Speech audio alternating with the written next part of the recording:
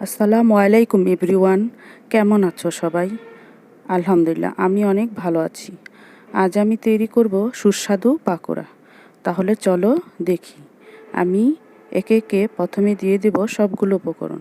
প্রথমে আলু, আদা রসুন বাটা, হলুদ, মরিচ, জিরা গুঁড়ো, গরম মশলা গুঁড়ো, মাংসের মশলা, লবণ, গোটা কালো জিরে, পেঁয়াজ পাতা,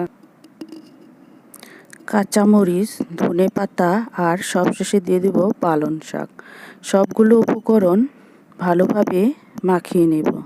তারপর আমি একটি কড়াইয়ে পরিমাণ মতো তেল দিয়ে নেব। তারপর একে একে গোল গোল করে পাকোড়াগুলো ভেজে নেব। তৈরি হয়ে গেল সুস্বাদু পাকোড়া। আর এই পাকোড়াগুলো খেতে অসাধারণ লাগে। তোমরাও তৈরি করে দেখতে পারো। যদি ভিডিওটি একটুও ভালো লাগে প্লিজ পাশে থেকে একটু অনুপ্রেরণা দিও। খোদা হাফেজ।